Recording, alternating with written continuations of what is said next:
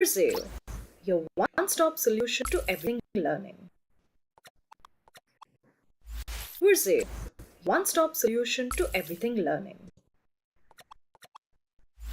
Verzeo, your one-stop solution to everything learning. Verzeo, your one-stop solution to everything learning.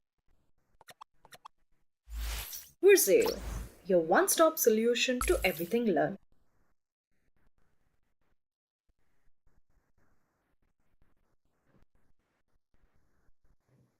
Good evening, everyone. Thank you so much for tuning in to today's session of our Verzeo Premium webinars.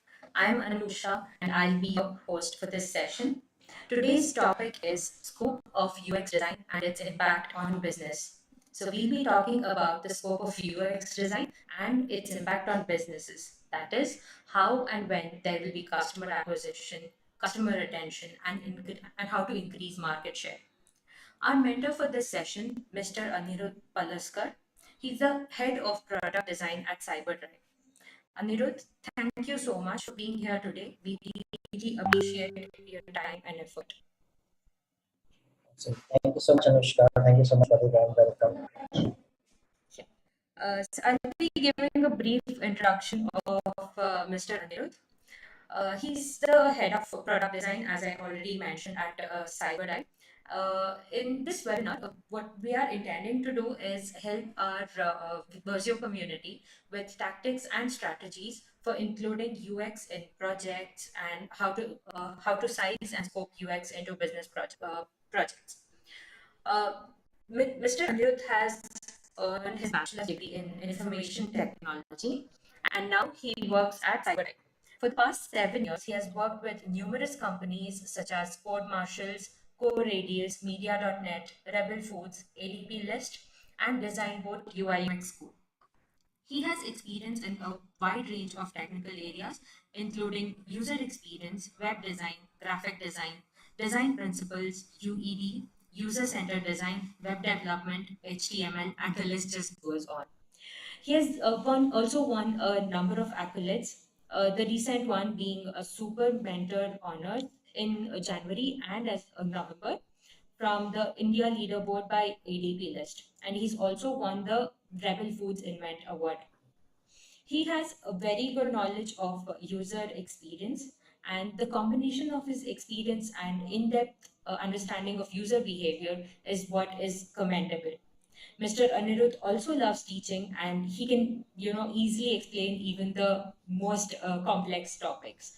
So I encourage all of you who are here today to make the best of this opportunity and get all your doubts clarified by Mr. Anirudh. That's all from my end. Anirudh, I think you can go ahead from here. Over to you. Awesome, awesome. Thank you so much, Anusha, for that detailed introduction. Thank you so much. And everybody who has joined, thank you so much for joining on a Friday evening. So I was about to get started with the self-introduction, but Anushka has explained everything in so detail that I'm going to skip that for you guys. So that was what I wanted to go to say, but I'm going to quickly go back and start today's topic.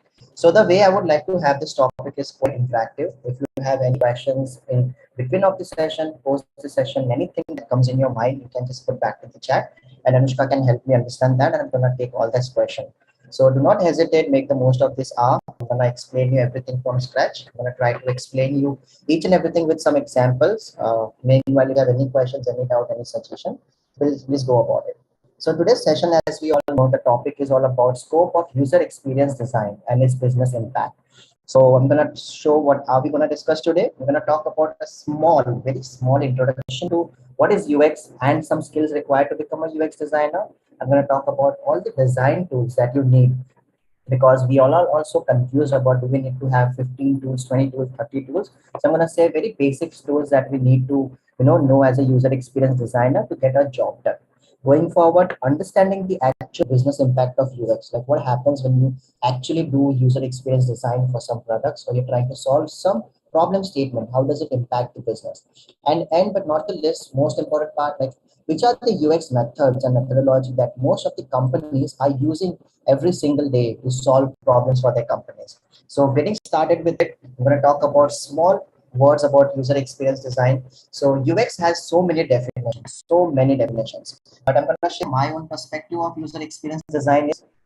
To me, UX came into the picture when I got to understand that people in the world are facing so many issues in terms of transferring a money from friend to other friend, communicating to somebody, chatting online to somebody, doing a video call, traveling from point A to point B, actually buying something grocery or so forth, online shopping, e-commerce, grocery, whatever it is. There are so many technical issues and problems and mental model that people are going through. And as a user experience designer, we have the power and ability to overcome that issues and make sure to design a product that are actually delightful in experience for all our end users. So that's what user experience design is all about, making sure that any task or anything that user is performing on a digital ecosystem, website, mobile, TV, watches, any other digital devices, whatever they are doing, we need to make sure that the experience is very delight, making sure that there is no external cognitive load, there's no learning come on user base, and they can use the end product very quickly.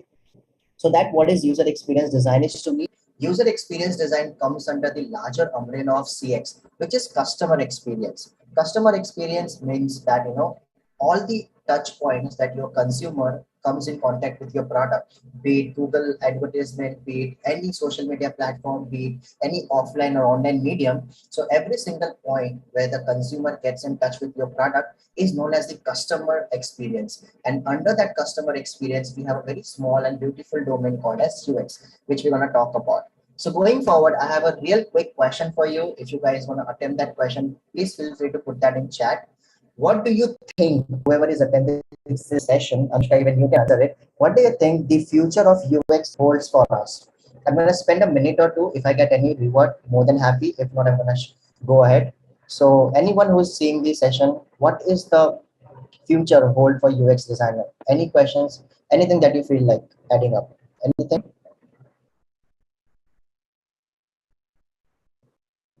Yes, do we have any answers?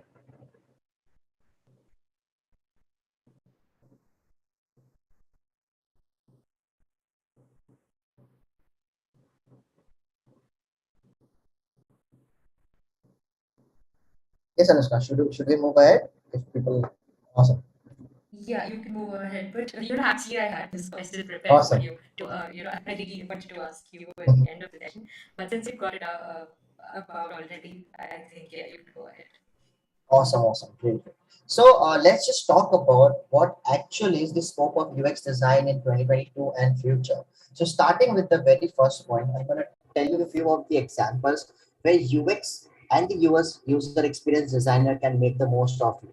Even if you're a beginner or you're already an intermediate or masters, or if you're just looking forward to switch to UX design, if you get this point, you know where you can go in future.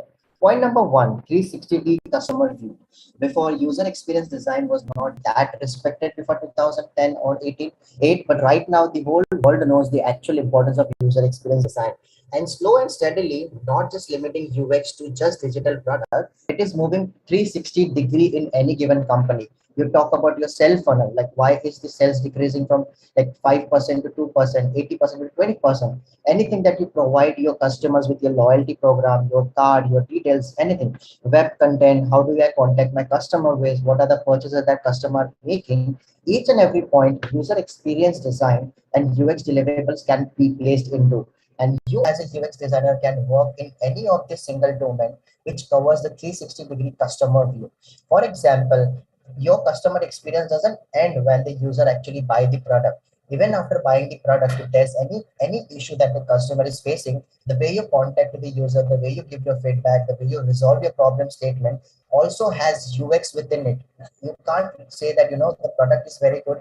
You buy the product, but if you have any issue, our hands are up. You can't do that. So you'll have to make sure that you touch base each and every point where consumer interact with your product. So that's why I introduced the word called CX, which is the customer experience. So if you're a UX designer, don't think that your scope is limited within a single product, within a single company.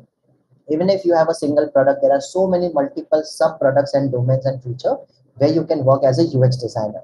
Second important point being no interface growth. You might all be hearing about Alexa and Google Home and any other tools that are coming towards from 2017 and 18. There's a human tremendous growth in no interface, product. So if you see even over here, how does UX come with the picture? Let's not talk about industry design, but even the way the product communicates with you when you say, hey Alexa, how does the Alexa should communicate? What's the lighting should come about? What are the four important buttons that we should have in Alexa? Why do we remove all the buttons from Google Home and not from Alexa? What is the end user trying to achieve? Everything has a UX thinking and problem solving skills involved within it. So that's why it is very important as a UX designer that you are a part of this product. And unless and until a UX designer is a part of this product, it's not going to be a successful product. Going forward, automation and AI, we know that technology is going to like 100x forward. So you actual uses of AI and automation can be made most by the user experience designer by making the use of this technology in our own product. Let's just say your company wants to convert all the actual handwritten notes into digital software for all the kirana shop near you.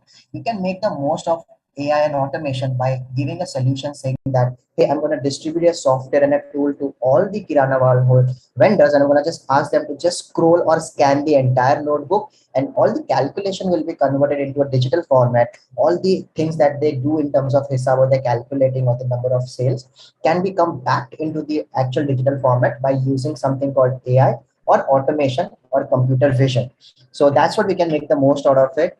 Going forward, the actual burning need in today's world is becoming metaverse, because we know that with the actual launch of metaverse by Facebook, although Microsoft and Google has been working in them for a couple of years, but metaverse, Facebook changing their actual name to metaverse, we can understand how important the metaverse world is going to be back in few years from the launch.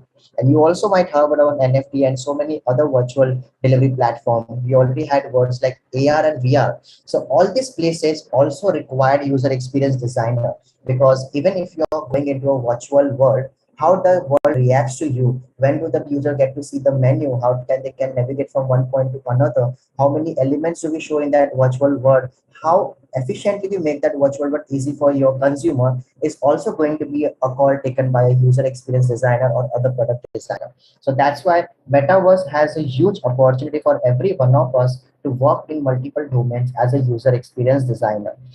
So to sum up my entire 4 points, the only thing I'm going to say is, as long as people, humans are interacting with digital ecosystem, there is a need of user experience designer. No matter how many years down the line, no matter how many technologies changing, no matter what comes tomorrow into the picture, if there are humans and they are interacting with any digital product or digital ecosystem, there's a thin line between that humans and digital ecosystem, which is user experience designer. So that's what the actual scope of UX designer is in future and upcoming years. That is what we need to understand. So moving forward, that I assume that everybody knows what a UX design is right now, what is CX right now, and what is the actual scope for user experience designer in the future.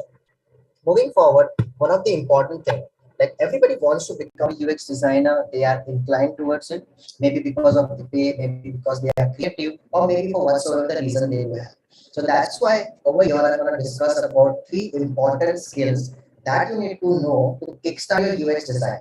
Everything else that is required is going to fall in its own place. You don't have to worry about a thing. So these are the three important things which you need to remember and work on before to get started as a user experience designer. First one being communication. Now, irrespective of UX, user experience design, sales, marketing, any other domain, communication is always going to be your first choice of word. Because without communication, if you're not good at communication, no matter what you do, you can't express your thought to other person. If I'm bad at communication, I can't actually deliver any content to you. That's why communication is always going to be your top priority, with or without UX field or any other domain. You can't be successful without okay or good to talk to your communication. So communication is not something that you're born up with, but you can just learn and practice and get it done and become a master within 3 to 4 months. Going forward, second important part being collaboration. Now, everybody who don't know what collaboration is all about, collaboration means simply working with other people from same domain or cross domain, as in working with designers or working with developers or other people. Collaboration is always going to be your important skills in a product-based company or a service-based company or any startup that you work into. The reason being over here is that every time you get a requirement in a product-based company, it has an entire flow. The business head will give it to the product manager. The product manager will give it to the design heads and design lead. The design lead will give to the UX designer based on the amount of calculation and the actual assets required, or the timeline required, or the expertise required. So when it comes to you as a user experience designer, you don't actually work solo in that product. You need to collaborate with your product manager. If you have any question, you need to go back to your designer friends saying that how does it work. You need to go back to the developer to submit the design that can get developed, or ask any question, hey, whether can this be developed or this can't be. So there are so many questions and issues that you will be facing if you're working solo. And that's why collaboration is always going to be a very important skills to become UX design. And I repeat again, everything apart from this, any technical skills will eventually fall in its own place. You don't have to worry about it. Third and the most important skills become problem solving. Now, everybody knows that UX is having a boom since 2018, and the very reason that UX designers are getting paid in lakhs, 15 lakhs, 20 lakhs, or 30 lakhs within 3 to 5 years of their experience is only because of this problem solving skill. Okay, if you want to perform a research, you can go and Google it out. That hey, what how to do a user research? You will get it. You can learn it quickly within 3 hours. But the major call over here is that which method do I use for which problem statement? How do I take the entire problem statement? Which design process can I follow? Everything that I can do as a user experience designer. So that call which you need to take to solve any problem statement differentiates you from any other product designer or a UX designer. And that's the main reason why I'm emphasizing on this thing called problem solving. Now, problem solving simply means critical thinking, which simply means asking right question to right persons at the right time. For example, if I give you any problem statement, hey, why don't you do this? Why don't you do that? Before solving that problem statement, you just need to go ahead and ask me quick questions about it. Sir, when do you want me to get it done? Who are people involved over here? Is it just a website or an Android app? Are we making it for iOS app also?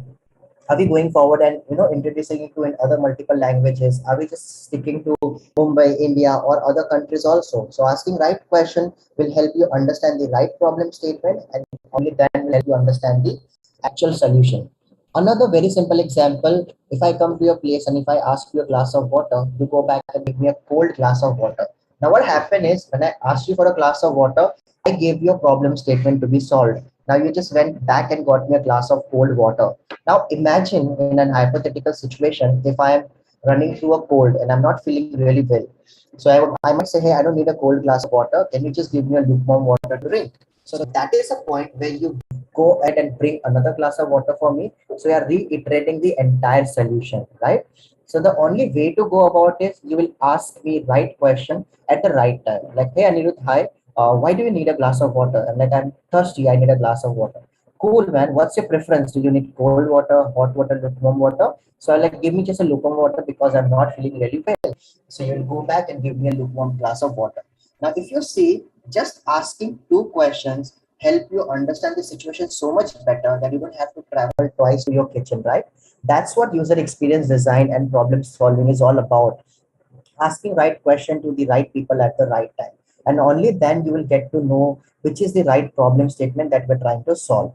So moving forward, now that we know what is UX, CX, what is the scope of user experience design, and we also know what are the skills to become a user experience design, I'm going to move forward and I'm going to talk about some of the important design tools that you actually need to use to give your UX deliverables back in time. So moving forward, there is something for documentation and research. If you're ever documenting anything, be it your problem statement, be it your research, or be it any user persona, be it your design system, you can use Google Docs or Notion. Both are free. You can document all your entire research process into this.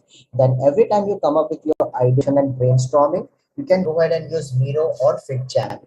So every time you want to go ahead and now convert that design in wireframes into a design or actual high fidelity UI, you can use your Figma, XD, or Sketch, depending on the company that the tool that they're using.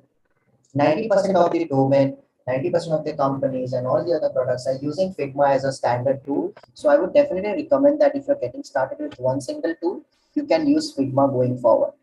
Then we all know that while you're presenting your actual UI to your stakeholders or your consumers before pushing it to development, we need to make an advanced clickable prototype for it. If you want to add multiple micro interactions, so many other bezier curves to it, you can use principal or prototype. Figma also allows you to do that, but up to a certain extent with an auto animate. But if you want to do anything about that, you can definitely use principal and prototype as a tool. Meanwhile, if you guys have any question, you want to say which is your favorite tool, you can put it in the chat box. I'm going to move back quickly. So these are the tools. Apart from that, if you want to really make more advanced presentation of your prototype, you can export the entire design from Figma to After Effects and create the entire UI presentation, actual micro interaction, which would be more advanced than any other design tool that we have present in market right now. So I do spend a lot of my time in After Effects also to come up with some concept and presentations. Going forward, it's a small Q&A. Till time, if you have any questions, I'm going to give you 2 minutes or a minute or so. If you have any questions, let me know. Small or big, whatever it is. Okay, Anirudh, till we wait for the students to put up their questions, I just wanted to highlight that, the importance of soft skills, which you mentioned. I'm really glad you got that up. Because, I really feel a lot of the youth today don't realize, everyone's behind technical skills, everyone wants to learn new things. What are the most marketable skills? But I think this is what takes a backseat ultimately: communication, problem solving, and all this. So yeah, I'm really glad you got that up. Awesome, awesome, awesome. So yeah, like without having a proper communication, no matter how good your technical skills are, you will Of tend course, to express that to your customer, your consumers, right? So yeah, definitely. It's like the song is in your head, but unless you can portray it, the other guy understands it. You don't really. There's no point, no matter how good the thing is. exactly, exactly. Right on point. So do we have any questions? So we'll move ahead. We can move ahead, I guess. Awesome, awesome. So I'm moving forward to the next topic where I'm gonna also share some of the resources with you guys. If you wanna get it, you can get in touch with Anusha. So I'm gonna share some communication skills, some collaboration tools, some problem solving skills. So these are some free blogs and articles via which you can actually go and improve your skills. So I'm gonna share that with you guys. Let me know if you need. You can connect on LinkedIn to Anusha or other people. We'll get it done for you. Now moving forward to most important topic today, that understanding the business impact of UX design. So I'm gonna go back and I'm gonna move to a slide called why do products fail in the market? Okay. So this is a very important question that I would definitely want to ask to you people. Anyone, if you have any suggestions, anything in your mind, that why do you feel that product fails when you actually launch it in the market? You can directly put in the chat. Meanwhile, if nobody else, Anusha, have an answer. You can give the answer. What do you feel like? Like, why do you think that products actually fail into the market?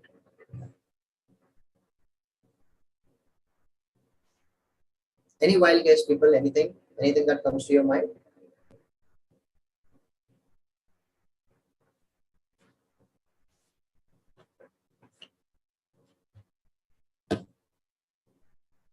Yes, Anusha, anything that comes to your mind at least? Yeah, I think one of the reasons this happens is, you haven't really figured out your target audience or what exactly is the need. So whatever you're coming up with is not which is required. So ultimately, it ends up failing. Exactly, exactly. So going forward, there's a Harvard study done by multiple professors, and they gave up a figure that says 90% of the product fail within every year of their launch. So let's just say there's 30,000 products being launched every single year. 90% of that product fails. And we're gonna see what is the main reason. And that's how these are the same reason if we solve by a user experience designer allows us to reduce the rate of failure. So I'm going Okay. forward. I think we Yes. do have two or three responses for your question. Awesome. Akriti says issue with branding is why Yes. products fail, and we also have quality, and we have Yes. others saying no aggressive advertising and low problem solving property. I guess we got Awesome. good Awesome. answers. Right, right, right. Right on point. Somewhere or the other, it's already going to the point that we're gonna discuss. All on same point. So I'm gonna move back to and we can see how these answers can correlate with the people who have given in chat. First one, solving the right problem. Okay. Now somebody said not solving the right problem. Exactly. If you don't solve the right problem, that's what the whole presentation was all about. Asking right question to the right people at the right time. Only then you will understand what's the actual problem statement. So if you don't use that critical thinking or problem solving skill, you will always end up solving some problem statement that nobody wants to have it. For example, there's a book called Lean Startup UX. Okay, so there was a person, a good founder. I don't want to name that person, but he had a lot of money. He had some views and thoughts in his mind. He went ahead and created a chatbot. But what happened was he spent so many millions of dollars in creating in that chatbot, but he never took a moment out to go ahead and talk to the users and consumer that do we actually need this product? Do you actually want to install this product? And when the product was live, they were all waiting that, oh no, there would be millions of downloads, thousands of downloads, but nobody was using that product. And then after the failure stories, he went back to the users and asked them question that why do you think you don't want to use this product? So they're like, there's IMO, there's so many multiple chat option already available, and my friends and family are there already. Why do you think I'll move to some other chatbot and call everybody over there? Rather, I'll talk to the people at that very moment. So at that moment, the founder did not actually understood the problem statement. He wanted to give an extra efforts to, deny the entire experience of chatting. But there would have been a proper way in which he would have done. But now the entire book is based on that problem statement and says that you need to identify the right problem to solve the right problem statement. So that's very important. Going forward, understanding the user needs. So that's what you also said, Amisha. Understanding the user needs. Unless and until we don't know what consumers are looking for, what are they trying to achieve through some products, we are always going to create a product that nobody wants to use. And that's why this impact a lot on any business that we talk about, be it Google, Facebook, Microsoft. Because the people don't know what users are looking forward to, they're not going to create any random products which would be successful. Like if you see any example of Google, Facebook, Microsoft, Apple, they are creating products which users want to use and they can fulfill their needs via some technology. Even Google has created so many non-profitable products that has impacted your life. For example, in recent COVID, the Google Jamboard came into the picture where people, all the teachers were moving from offline campus to actual online campus and they're teaching their students online. So Jamboard plays very important role over there where teacher can actually draw, write notes, share their notes with their class and the students and everybody in the classmate. So that's how they are solving their problem statement. And that's the main importance of user experience designer. Going forward, third important point, user acquisition. Now somebody also talked about marketing, somebody talked about branding, somebody talked about advertisement. Definitely, man, user acquisition is one of the most critical part apart from user retention also. So user acquisition, so basically let me put it into a different way. First of all, every time you create a problem statement, because of today's generation, we have so many companies lined up with so many solutions.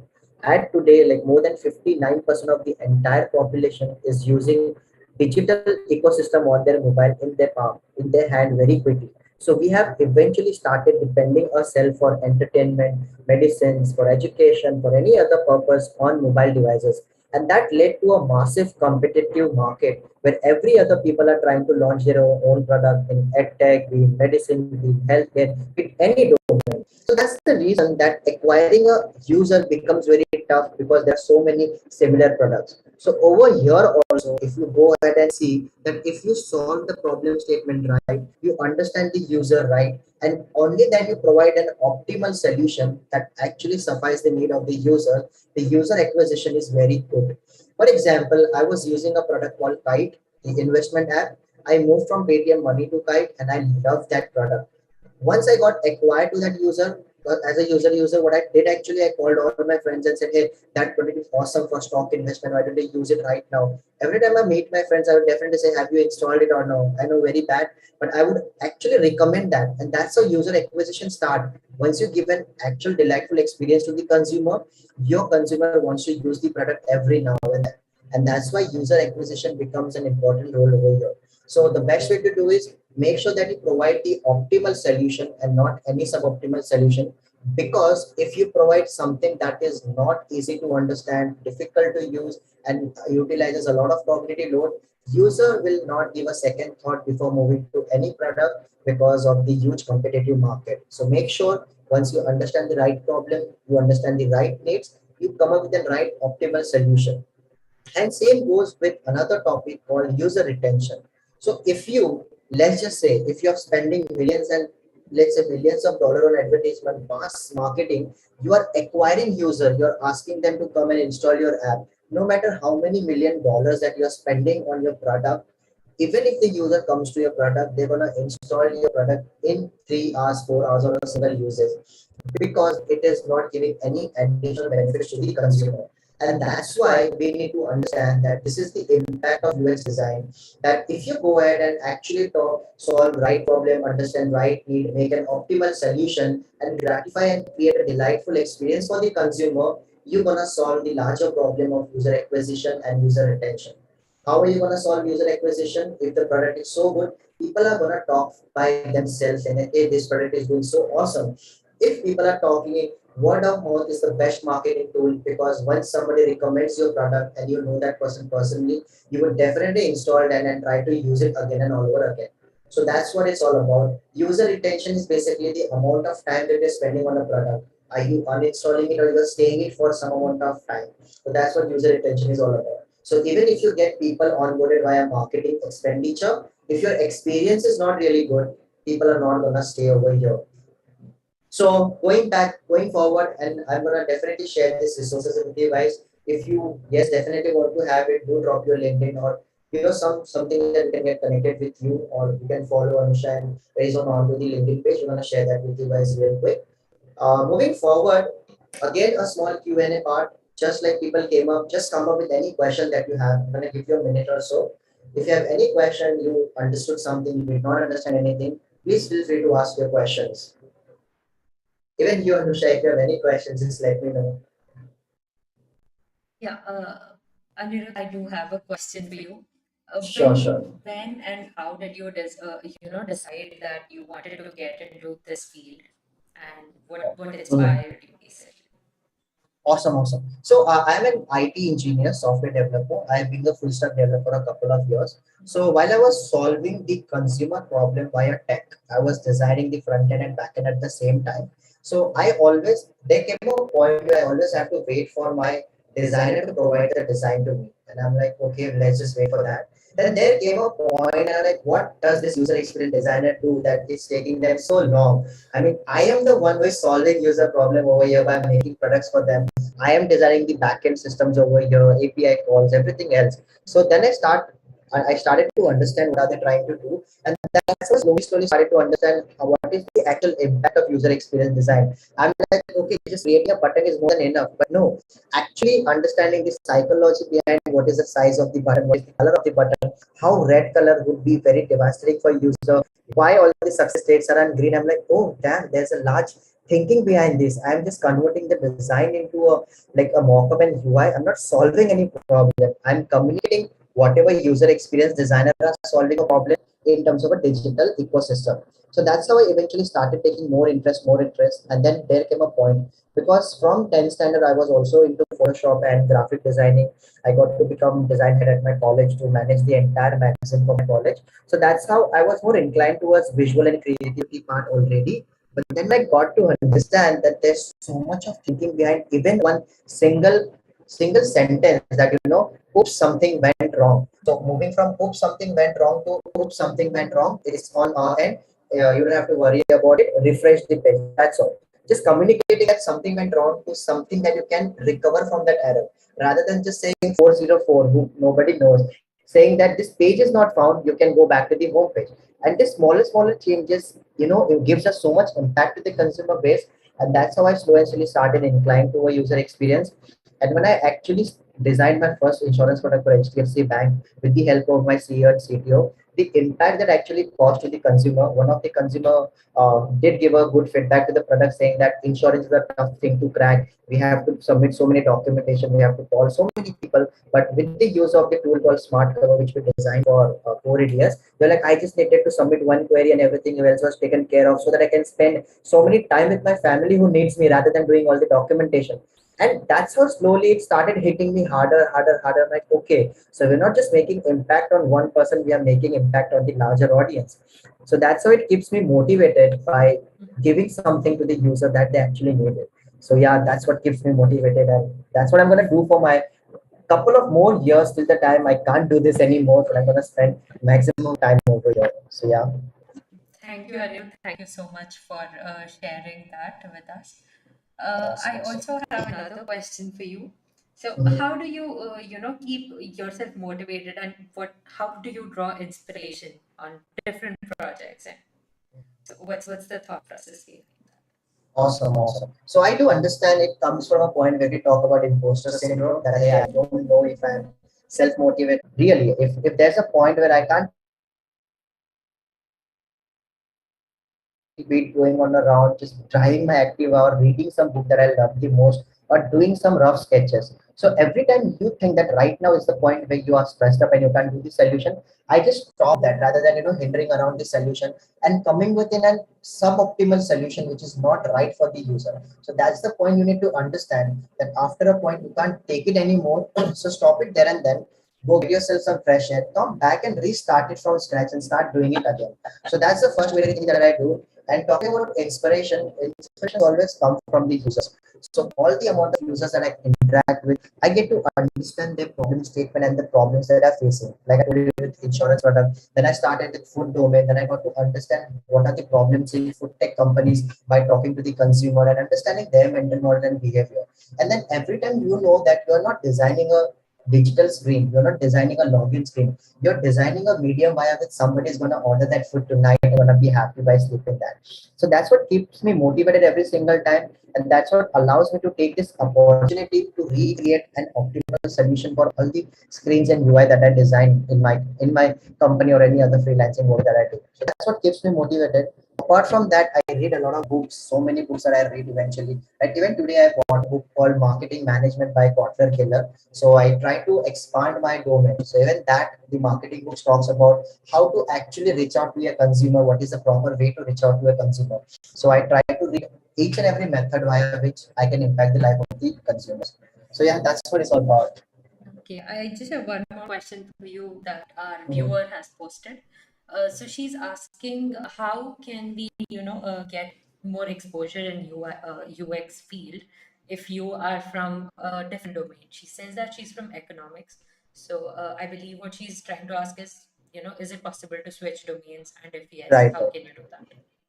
Right. Awesome. So this is the maximum amount of people that are asking me the same question, and that's what the main reason I created my YouTube channel to answer this question. That top question that people ask before switching to UX design. So the answer is very simple. No matter what domain that you come from, it's always going to be easy task for you to switch from any other domain to UX because user experience design is such a field where you don't actually require any expertise in the domain. All you need to have is those three important things before switching back to UX design. Everything else can be acquired eventually. Like when I started with it as a UX intern, I had just some redesigning work that I did. I like this website. I saw that it's not looking good to me. I redesigned it. I saw all my graphical work. I showed all my graphical designs to my person.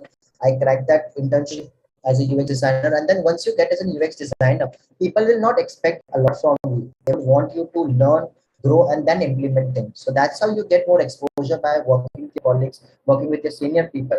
I personally used to message a lot of people on LinkedIn back in 2017 and 16 that how to do this, how to do that, what's your design process, what's your actual uses. And I'll go back to the Twitter and I would actually message so many big personality at design saying that what is 1DP, what is design system, what is grid system, can you help me with that? So that's how you can either go ahead and do it by self thing. You can read so many articles. There are so many free platforms that provide mentorship connects. For example, I spend 2 hours a day on AWS and connect one-on-one for free and then share my knowledge. So either by working exposure with your seniors or either reaching out to your mentors online on LinkedIn or either reading any books and articles or any case studies. That's how you can eventually get your exposure. I hope that helps. Yeah, that was great, Anirudh. Thank you for your wonderful insights. Awesome, I awesome. think you can go ahead with your presentation. Awesome. So moving forward, I'm going to talk about a small user experience case study, a very small, to help you understand the actual impact of user experience design and problem solving critical thinking thing. So I'm going to show you how user experience with the help of the user experience and analytical tools, how did we achieve a funnel improvement? So everybody, we need to understand the fact that users these days are so impatient that they want to visit a website or a product and don't want to search for anything directly. They don't want it to be discovered by scrolling up or scrolling down. They would directly search for search icon, go there and search for something. So that's how the search looked like in one of our product that we have been working on. There's the actual product, there's a forward chevron that takes you the page. But what happens, what over here, you can't see any add to cart button. So people will come onto the search page, they will search for, let's say, pizza or grocery, and then they will click on that product. They will go back to a product description page. They will read about the product, and maybe from there they can add or delete. And if they want to come back to other page, they will again go back to search for something else from multiple options. So there's so many to and fro involved over here. There is something called cost of interaction. So cost of interaction is basically the number and amount of clicks that you do to reach to your end goal. If I want to make a product purchase, I go to home page, I select a product, I go to product description page, I go to cart, payment, and done. So 5 clicks. But if I want to reduce that click, what I can do is what we identified by data analytics that 80% of the users who are coming to search, 48 or 50% are dropping. There's only 17 to 15% of the conversion. Now, conversion means from search to your product or product payment page or the tracking screen, which means I come to the search page, I take a product, I add it to cart, and I pay for the product. So the conversion ratio was very low, and then we try to retrospect what went wrong, why is this happening.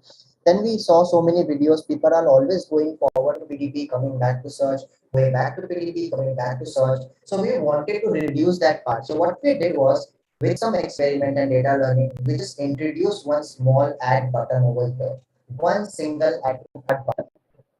And this, to be very honest, it drastically changed the entire conversion ratio from 15% to 86%. Now, if there are 1,000 users coming on this screen, 86% of the users are actually adding a product to cart and doing the cart page. And if you see any other product today, Zomato, Swiggy, Domino's, Ask Basket, Basket, any product that you see, they give you a compatibility and solution to add your product right from the search. So here I can search for milk, add to cart. I can search for dairy product, add to cart. I can search for say papad, I can add to cart. I can search for salt and add to cart rather than going back to the product, scrolling, or going to the product description page. So that is what the impact over here. We have reduced the entire cost of interaction from 4 to 5 clicks to just single 2 clicks. So this is the best example of how you actually solve user experience problem statements. Even if you have solved the entire product, this is how you can identify each and every screen the users are not coming, and you can retrospect the issue and solve it eventually. So going forward, before moving to other topic, I'm gonna give you some important points, which is the actual takeaway for you right now. Some of the important takeaway for you is right now is identify the issue with analytics. So every time you talk about analytics, there are so many tools. There's Google Analytics, there is user experience, there is HubSpot, there is Hotspot, there are so many other tools. So all you need to do is make sure that you go back to this tool, you ask your product manager or your developer to integrate this tool in your product and identify the actual user behavior. What are they actually doing? Then measure all the overall funnel drop. Funnel drops are basically if 5 users are coming in your product, they are doing a task, only 2 persons are doing it successfully. So you need to understand what is the reason behind that. The reason is development because it's very low, very slow, or it's UX that we don't allow users to understand what they need to do as their next step. So that is why we need to measure all the funnel drop. And once you know, fix the actual drops. So same 3 important points went over here. I tried to understand what's the funnel drop, what's the reason for it, created an experimentation, and that's how we improved the entire thing. And the actual drop reduced to a significant amount from 14% conversion to 84%, which is huge. Going forward, I'm going to talk about some of the important methods that company use in their user experience design. So first of all is domain research. Now I'm going to be very quick. If you have any questions, let me know. When you talk about domain research, you need to understand that most of the UX designer do not focus in this fact that domain research is very important. If you go ahead and work in a company which is insurance company, or you work in a company which is game design or any other company, you need to understand that before actually getting started or solving anything, you need to understand the domain itself. For example, if I work in insurance product company, if they give me a problem statement to solve or design an insurance product, if I have zero knowledge about insurance, its regulation, its rule, its product, its implications, I am always going to create something that nobody wants to use. So that's why one of the important part is always domain research. A lot of company focuses and invests so much money on domain research. They train their people. It's more like a knowledge transfers also. So domain research is one of the important part. Next one is market research. For example, you need to understand which location, which place, which of this market are running very successfully. Unless and until you know that, like tier one cities are more focused on biryani or tier two cities are more focused on buying digital products. If you don't there's some disturbance, Anusha, I guess. Just a second. So if you don't understand the actual implications of market and its importance, you need to identify that with market research. For example, there's a location of Delhi where there's a company called Big Boy Toys. So people actually buy luxurious car for 3 crore, 5 crore, 7 crore. But let us say there's a location where we haven't done enough market research. It's a location where all the middle class family lives with a salary of 5 to 10 lakhs per annum. And you open the same company at that location, the sales are going to be almost zero because you haven't understood the market and you haven't understood that location where it need to work. So similarly, we need to go forward and understand where our market and the product lies into. And then next third is the most important one, product research. So domain research and market research is more like to help the seller get started with, but product research is the actual important research after user research that you're gonna do. So product research is all about, let's just say there's a problem statement. So there's an important saying in UX design and other world also that life is too short to learn from your own mistake. You need to learn it from other mistakes. So that's why there is a concept called benchmarking and competitive analysis. So what we do is we identify 5 to 6 competitors that we have in our domain right now, and based on that competitors, we try to identify their products and we learn their product, all their positives, their negatives, their features, their pricing model, because even pricing is very competitive in market today. Somebody is providing 1,000 rupees as a solution, somebody is charging 7,000 rupees. You can't charge 1 lakh rupees, right? The pricing is also has to be competitive. So that is the main reason that competitive analysis is very important. So another example can be you can actually go to Google Play Store and see all the positives review, negative reviews. Say for example, 1 star review and 5 star reviews, and try to understand that top five competitor has so many bad reviews because of this feature, that feature, because of this color uses, because of this button uses. So you need to understand that while you're ideating for the solution, this is something that you need to eradicate and do not follow for the same mistakes.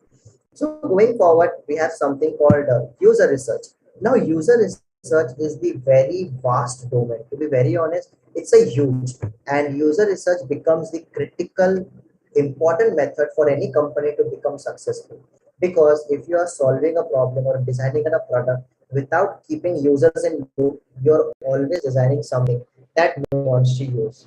For example, if you ever come to me and tell me that I'm designing a shirt for you, and if you don't come and ask my requirement, my likes and dislikes, and you go ahead and create a shirt, and then you come back to me saying, "Hey, Anirudh, this is a shirt for you."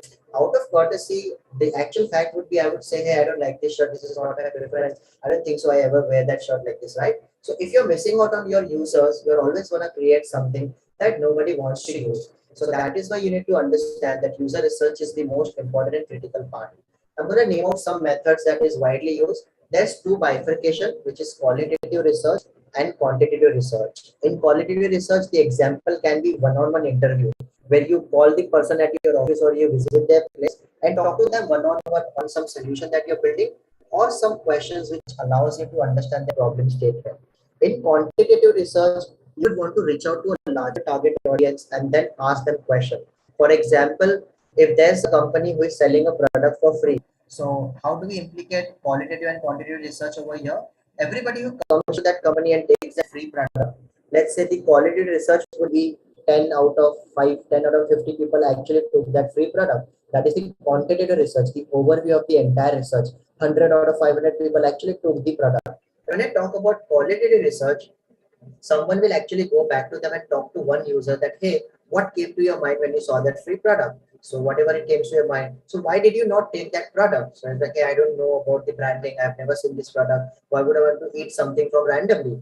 And I will reach out to somebody else who took the product. So the person would be like, hey, why did you first place take the free product? So I just wanted to test it and want to know if I can invest and buy this product. So understanding the actual sentimental analysis and actual pain problems, which is going to be qualitative research, and understanding an overview and behavior of the users can be a quantitative research. Also, there is something called ethnographic research, because there are some problem statements which can't be solved in in a small digital UX lab or on your phone call or Google Meets. Say for example, you're solving a problem statement for actual farmer. You can't get them on a call and talk to their problem statement. If you're actually solving a problem statement for all your salesmen, you can call them to the office, right? Because in order to understand their problem statement, you will have to live their life eventually. So that's why ethnographic research or field research comes into the picture, field study, where you actually go back to the users and try to live their life with there for 3 days or 5 days minimum. So for farmer, you will actually go back and actually have an entire day with farmer, the way he wakes up, whatever he is, you're gonna make a note out of it to understand where what are the points that's frustrating, what is the point where he's making the best out of it, what is the point where the farmer is not happy. Same goes with the salesmen also. You would go back and walk for an entire day or 3 hours with them, see to the problems that they are facing, and then suggest a solution to make their actual workflow efficient.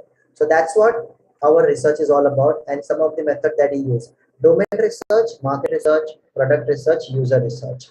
So yeah, I'm gonna definitely give you some takeaway for entire session.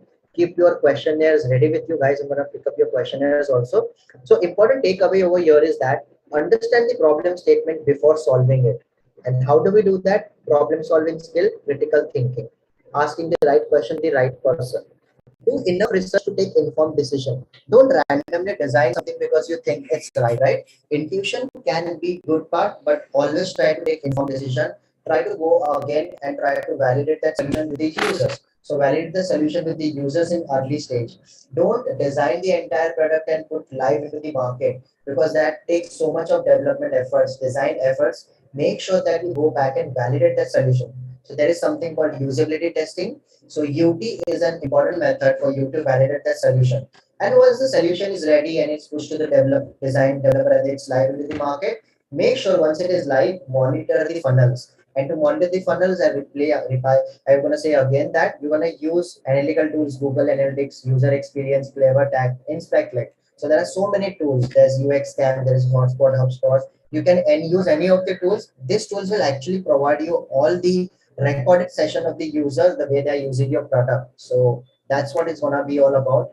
So that's all. I'm gonna share these articles and link. If you guys wanna get this, do let me know. You can get in touch with Anushka or me also. I'm gonna share that with you guys. So now it's a point for Q&A. If you have any question, guys, quickly put it in the chat board. Any questions that we can take up for you guys? Any questions?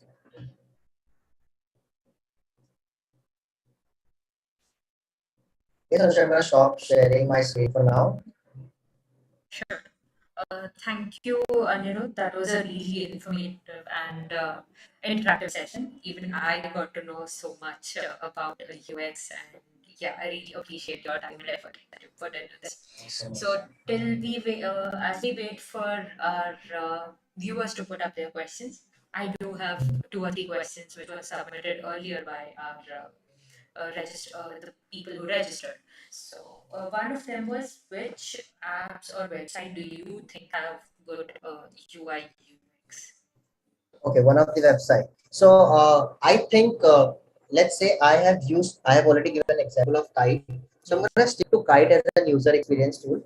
The reason being that I am not pro in trading. I'm not pro at finance also, right? So there's so many terminologies that we need to understand before we invest. So while I was using Paytm Money, I found it very critical to see all the graph chart, to see that something candlestick is going up, going down, the CRA, CXX return. So that was very difficult for me to understand. But when I switch back to Kite, the entire onboarding flow, there was some issue with Paytm. Over here in Kite, the actual person came to my office, took all my signature personally, went on there. The customer experience was also good. And the entire UI, UX of the Kite is so beautifully done that even someone like me who had no experience in financing and trading, and so I can use that product. So if you see, everything is segregated. There's a page where you can add everything that you want to go back. There's a complete total user control. You can click on the card and move everything that you want to move. You can have your own watch list in that eventually. And every time you go to your portfolio, there's a clear indication, amount of number of things that you have invested in. This is the percentage return. This is the loss. This is the profit. So everything is so pretty clear that I don't want to use a lot of my cognitive load to understand, hey, where's my money gone. So everything that you do is pretty much very clear. The nudges that they have, contextual nudges that it's undergoing services, your payment has been processed, the actual emails also that they start. So when I talk about customer experience, they make sure that every touch base via user comes in a picture has a proper user experience. So I would go for Kite. It has a very beautiful UI and very beautiful UX. Okay, that's really nice too. Another question I had for you is, I think a lot of people confuse UI and UX since they go hand in hand. So, could you just elaborate on the differences between the two? Sure, sure, definitely. So what happened is, let's just talk about the entire process. So entire process of a problem solving starts with problem statement to solution. So now from problem statement to solution, there are some important steps. Let's just say understanding the problem statement, doing the research, giving the solution and validating the solution. So when we talk about giving the solution, its solution has multiple phases. It can be a sketch, it can be a wireframe, it can be a digital design, it can be a UI, it can be a prototype. So every time you work on the research, understanding the problem statement, doing user interviews, till the point you reach out to a wireframe as a solution is your UX, providing the user experience to the user without taking care of how aesthetically appealing it is, what is the size of the button, what is the color, what is the copy at this very moment. Your UX deliverable stops at wireframes right now. And from this moment, it is shift to a UI designer. So UI designer has their own method. They will go and start with mood board research. So they will try to understand our mental model of the brand. They will try to correlate with some physical psychology of the colors that they are using. They will create some mood board. They will create some actual presentation and come up with new style guide, typography, visual. They will select whether the icons can be outlined or filled, or they can be a new style. So all the visual element is taken care by the UI part. And within the entire process, even if you work at a product based or a design studio, your actual UI work starts when the wireframes are closed with the stakeholders. So here's a very huge difference between that. And as a user experience designer, I always put my nose even when the UI is done. So I'll always go and review the UI to myself because I have created the experience for the user. If UI is not communicating, because to come to an optimal solution, there's so much of time that I spend as a UX designer. And if you don't actually communicate same message by UI design, it's a total waste that I've done for so many weeks and months, right? So that's why I also go back. But that's why I don't put my hand in UI as a UX designer, and nor the UI designer come back and do the user research. So that's the major difference over here. Thanks for explaining that. Also, I want to ask, what does a typical day in your life look like as a UX designer? Okay, so recently I have just joined a new company, so I'm going to talk about my previous one. So when I was a UX designer or an intern, it usually gets to start with getting some problem statement or some ad hoc work from my business folder or developer or designer, other designers. So I would just solve it. I'll solve it, I review it, I see the design. That's what my entire day used to go like. But the way I have been as a senior, so till you become a senior user experience designer or so, you will always get some requirement from some people, your higher authority or senior management, and you just work. You do your UX part, you do your UI part. If you're a UX UI designer, you do everything and submit it back to your lead first, then your product manager, then your stakeholders. So that's all you do as a say, normal UX designer. But the way I started becoming senior designer, product designer, senior product designer to lead to a head product designer right now, at every single step, my responsibility got started increasing. Then I used to be a part of multiple business calls. I used to have a workshop for developers and designers. I used to have actual collaboration with the business stakeholder where they are actually coming up with some new solution or new product. So the more you increase with your experience is the point where you have more authority onto the product that you're designing. Starting with one single feature to owning the entire product to owning the entire ecosystem of that product is what your day-to-day life looks like. So it's quite subjective. So I used to start my day with actually seeing 2 hours the analytics of my live product. So I'll start my day with actually seeing all my calendars and marking out the to-do list. I'll spend at least 2 hours every single day seeing the data that how are the UI is performing, UX is performing. I'll note down all the issue. After that, I'll spend 30 minutes on Google to see all the negative reviews of my product. Because as a UX designer, if you're designing something, criticism is something that I need to accept. So we have almost 20, 30 thousands of screenshots for all our reviews in our place where we actually read each and every review. And all the review that is very drastically bad, we put up that review at the end of the month with our entire CEO, CTO, and then we show them this is what negative things people have to say about, and here's a solution to it. Can we take it in some other portal? And once that is done, I get started with my stand up. So somebody leads the stand up, sometimes I, sometimes somebody else. So we talk about what are the to-do list on the hand, what is the task that we're doing, what did we do yesterday, are we stuck somewhere, are we actually doing something that the entire team can help with us. And that's the entire day. And then there's a lot of call with collaboration with product managers, business stakeholders. Then there's some calls with HR about how you're doing as a person, your life balance. Then there's some workshop with developer to give a actual walkthrough of the entire thing that you're working with. Then there's some estimation calls, there's OKR meetings. So the thing is, it will just exponentially increase with your level of work that you're producing and the level of heights that you're achieving as a UX designer. But even today, when I have so much meeting, I always try to make sure that I put my hands on Figma. So irrespective of all the business thing that I take care of, I want to be on Figma. I want to actually design something. I don't want to give up on something that I started the entire career as. I don't want to assign jobs to people and just monitor them. Hey, you're good at this, you're good at that. So apart from management, I personally spend a lot of time on this. And if there's something like animation or micro interaction that we want to do, I will snatch it from the this development and the design team and say, I'll do that for you guys. So I open my After Effect, I create the actual micro interaction, I create the Lotte animation and then give back to the developer. So that's what the entire day looks like eventually. Some days are real good, some days are real bad. But yeah, that's what it's look like. That's great to know. Yeah. So that would be all from my end, Anirudh. I don't really Awesome. see any more questions. But it was really wonderful interacting with you. Thanks for tuning in. Thanks for all your valuable inputs. Awesome. I really do believe our viewers got a lot of tons of information from this session. So thank you so much for your time. And Awesome, awesome, yeah, awesome. I also would like to thank our viewers for tuning in. Thanks for making this event a very successful one. We would be putting up the attendance form in the chat box for our viewers. So you can fill it in and the certificates will be sent. Yes. Awesome, Thanks awesome. once again. I'm also sharing my social links if everybody Yes, wants to yes, please connect. You do. can put.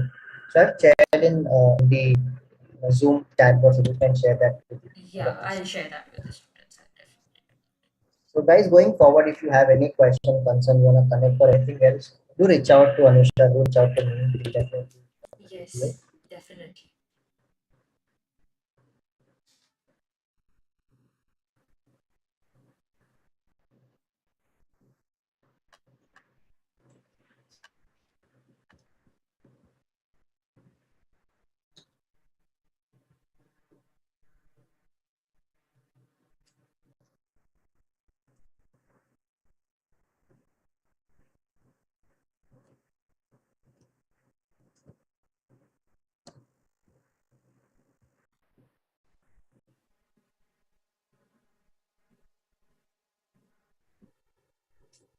Yeah, guys, Anirudh's social media links are available in the chat. You can follow him and connect with him for any more doubts you have.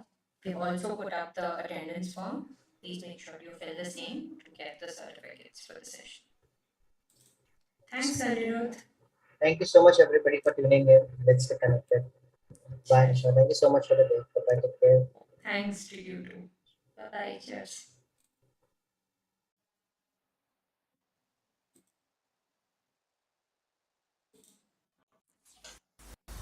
Thank you. Visit Verzeo.com. Subscribe to our channel to know more. Thank you. Visit Verzeo.com. Subscribe to our channel to know more. Thank you. Visit Verzeo.com. Subscribe to our